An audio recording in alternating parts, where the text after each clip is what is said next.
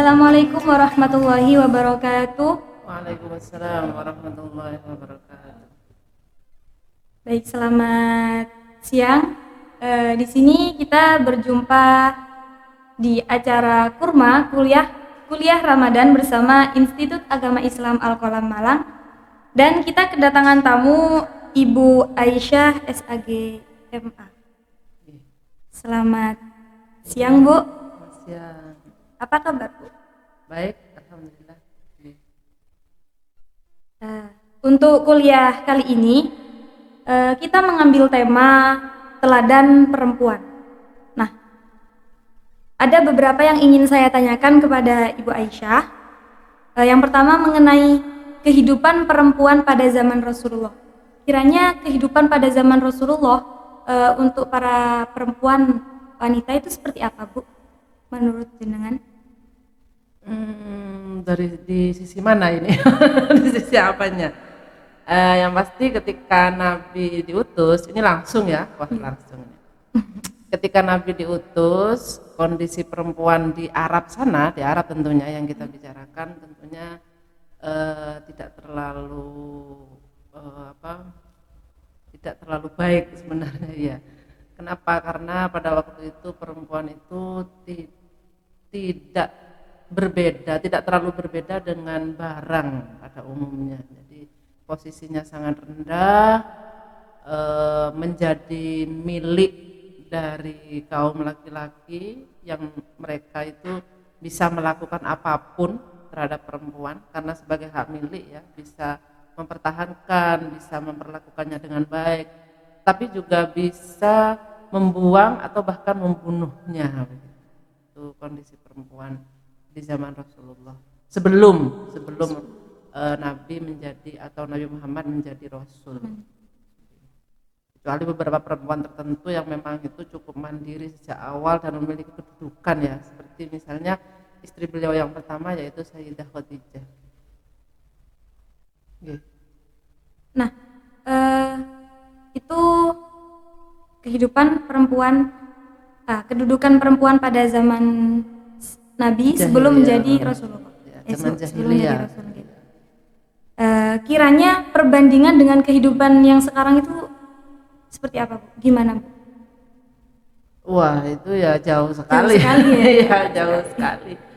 Saat ini misalnya kita sudah bisa tampil di sini, memiliki peluang yang sama, memiliki kesempatan yang hampir sama, mungkin dalam beberapa aspek dengan kaum laki-laki, bahkan mungkin di beberapa peluang itu juga kita diberi kesempatan yang lebih, misalnya dengan adanya affirmative action misalnya. Jadi memang perempuan diberi peluang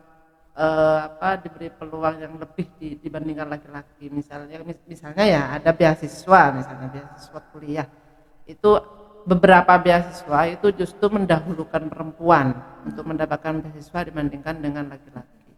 Yaitu sebagai salah satu bentuk affirmative action atau aksi yang lebih mengutamakan perempuan agar perempuan punya peluang yang lebih baik untuk berkembang.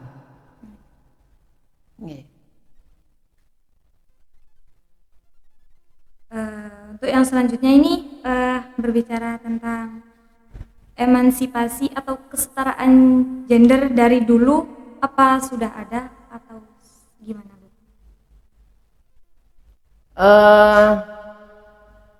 Sebenarnya kalau berbicara tentang kesetaraan itu tidak sama dalam setiap masyarakat, setiap komunitas, setiap budaya itu tidak sama. Tapi kita berbicara tentang nilai-nilai yang diperjuangkan oleh Islam saja ya, bahwa dalam Islam sebenarnya salah satu nilai yang diperjuangkan itu adalah kesetaraan. Itu terbukti dari nilai-nilai universal yang ditetapkan dalam Islam, itu sama sekali tidak membedakan antara laki-laki dan perempuan. Misalnya laki-laki dan perempuan itu memiliki peluang yang sama di hadapan Tuhan, memiliki posisi yang sama di hadapan Tuhan. Terus juga laki-laki dan perempuan itu sebenarnya tercipta dari entitas yang sama. Khalaqakum min nafsin wahidati wa ja'ala minha zawjaha wa khalaqa minha zawjaha. Artinya bahwa baik laki-laki maupun perempuan itu tercipta dari nafsi wahidah itu gitu, dari entitas yang sama, yang itu kalau mungkin bisa kita maknai secara agak ini, itu adalah entitas ketuhanan gitu.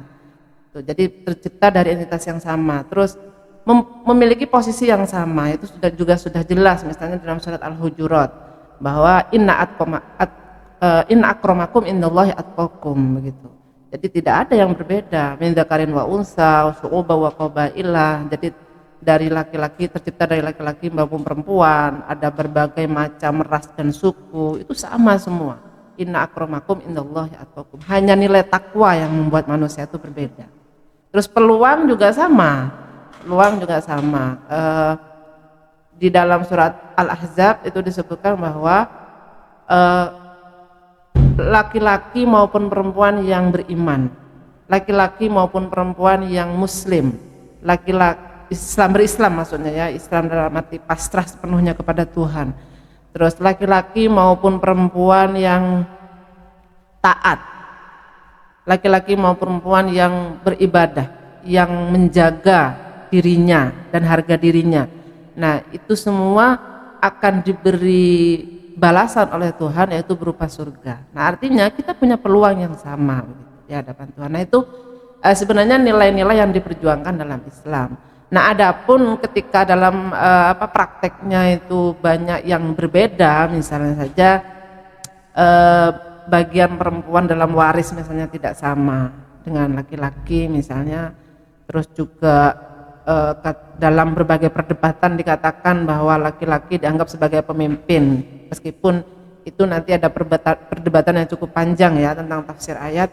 Nah, itu kan yang sifatnya tidak universal sebenarnya, bukan yang bersifat universal, tapi yang bersifat partikular dan lokal. Nah, itulah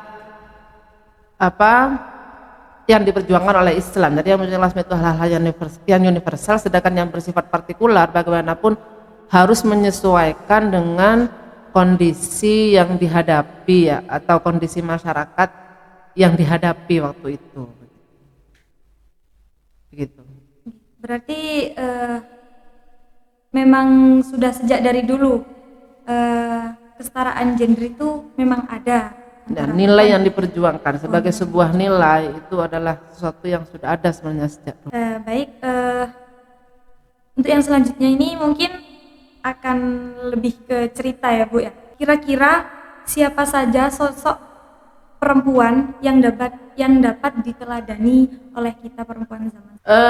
Berbicara tentang teladan perempuan bagi perempuan ya, saya tidak akan berbicara tentang sosok perempuan yang sebaiknya diteladani, tetapi saya akan berbicara tentang teladan yang bukan sosok sebenarnya, tapi sebaiknya perempuan itu meneladani siapa begitu.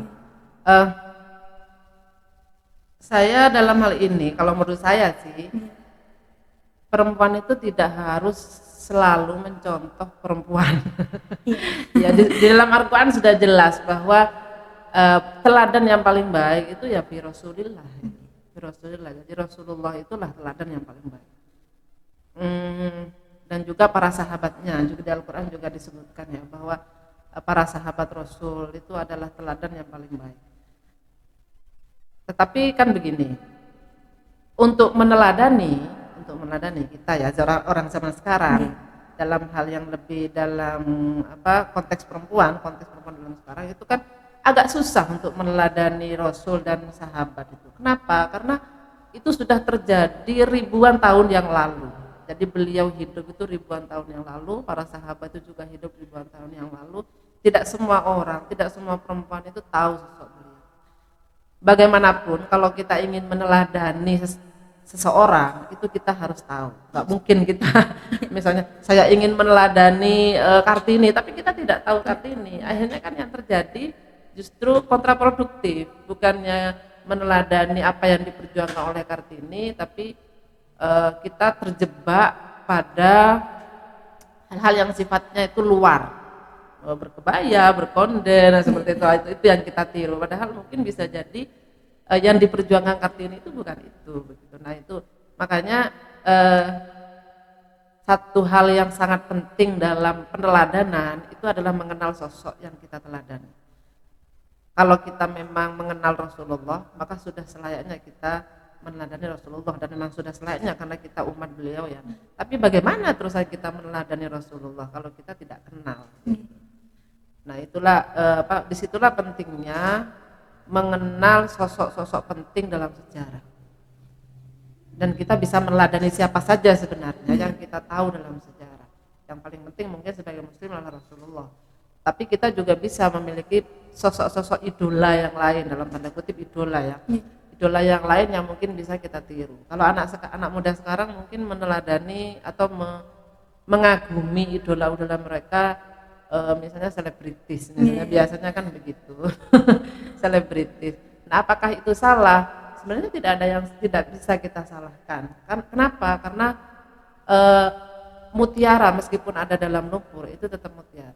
Telur meskipun keluar dari jalan yang sangat tidak terhormat itu kan tetap sesuatu yang sangat berguna dan enak kita makan. Nah itu makanya menurut saya mengambil sosok teladan itu sebenarnya siapapun bisa kita teladani di luar Rasulullah ya, di luar Rasulullah sebagai junjungan kita, sebagai pemimpin besar kita. Siapapun bisa kita teladani, asalkan yang kita teladani itu adalah telur-telurnya, mutiara-mutiaranya, begitu. Bukan kotoran-kotoran yang bercampur dengan telur dan bukan lumpur-lumpur yang menyelimuti mutiara. Nah itu yang paling penting. Saya misalnya sampai meneladani bintang selebritis misalnya ya, selebritis apa yang sekarang lagi ini. Lagi ya lagi viral misalnya BTS, anak saya senang sekali BTS, masih ambil BTS. Misalnya BTS, oke, nggak apa-apa mengagumi BTS, meneladani BTS, tapi kan apa yang bisa diteladani dari mereka? Mungkin kerja kerasnya. Saya yakin para bintang-bintang atau selebritis yang terkenal itu tidak akan bisa jadi bintang tanpa kerja keras, kan begitu. Nah disitulah pentingnya kita mengetahui sosok-sosok yang akan kita teladani. Ya, mungkin seperti itu. Iya. Berarti sebelum kita meneladani seseorang, kita harus tahu siapa dia, seperti apa kerja kerasnya, gitu ya Bu ya. Ya, hal-hal positif yang ada dalam dirinya. Ya. Terus kalau ibu sendiri itu ada nggak tokoh wanita yang menjadi idola ibu? Tokoh wanita di Indonesia. Siapa ya? Tokoh idola kayaknya kok tidak terlalu ini. Sosok yang saya teladani terus secara utuh satu orang begitu. Saya kira nggak ada. Saya kayaknya nggak punya kayak tokoh idola yang diteladani begitu itu enggak. Tetapi yang pasti saya menggemari sejarah. Saya suka sekali sejarah. Jadi kenapa suka sejarah? Karena dari sejarah itu saya belajar banyak tentang kehidupan, tentang nilai-nilai yang diperjuangkan, tentang bagaimana orang-orang itu berkorban untuk kehidupan untuk orang lain. Itu saya suka sejarah. Makanya saya mengambil teladan itu tidak dari sosok tertentu, tetapi dari banyak sosok mungkin yang itu menurut saya patut untuk dicontoh.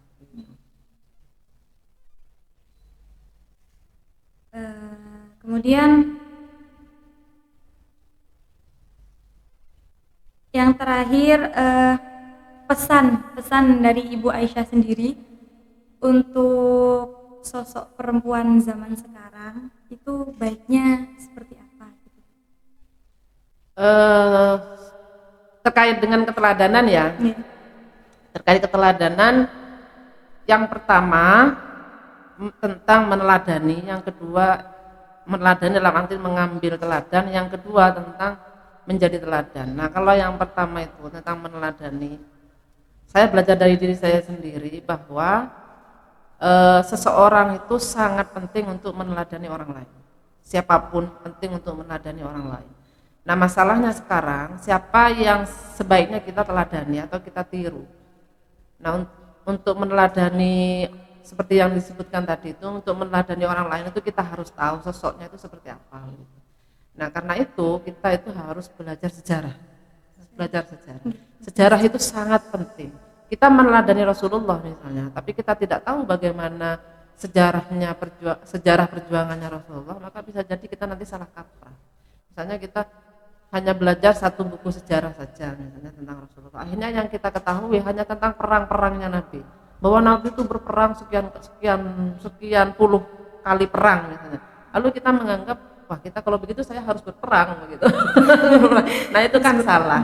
Nah, makanya mempelajari sejarah itu harus agak serius dan harus komprehensif. Nah, misalnya kita ingin meneladani sosok yang lain, misalnya tadi kita sebutkan Kartini, maka kita harus tahu bagaimana tuh perjalanan kehidupan Kartini. Bahwa Kartini itu adalah, kalau kita sampai salah memahami, Kartini itu adalah meskipun sangat punya cita-cita yang besar, ternyata dalam kehidupannya dia kalah juga dengan tradisi waktu itu, yaitu menikah dengan laki-laki yang sudah pernah beristri dan tidak bisa lepas dari kehidupan rumah tangganya misalnya, tidak bisa beremansipasi. Nah, itu kan salah. Padahal kehidupan Kartini kalau kita baca, kita lihat secara lebih luas, itu kan secara lebih dalam, itu kan ini meskipun dalam kondisi yang sangat terdesak, perjuangannya kan tidak pernah berhenti. Nah, itu jadi itulah pentingnya kita belajar sejarah dengan secara lebih serius. Nah, sayangnya sejarah itu kan sekarang di dunia pendidikan kita itu menjadi sesuatu yang tidak menarik gitu. Padahal sejarah porsinya sangat sedikit sekali. Padahal kalau kita ingin membangun bangsa yang besar itu kan harus tahu sejarahnya itu. Jadi bangsa yang besar adalah bangsa yang menghargai sejarah gitu. Tuh, terus yang kedua, bagaimana perempuan itu bisa menjadi teladan. Nah, bisa menjadi teladan bagi orang lain. Nah, perempuan itu tidak boleh terkungkung dengan anggapan-anggapan yang menganggap dirinya itu inferior. Jadi setiap perempuan itu punya peluang yang sama yang kita bahas di awal tadi itu. Jadi perempuan harus bisa menggali potensinya dan memanfaatkan atau menggunakan potensi yang dia miliki itu untuk kemanfaatan banyak orang. Itu menurut saya. Dari situ maka kita akan bisa memberikan manfaat pada orang lain.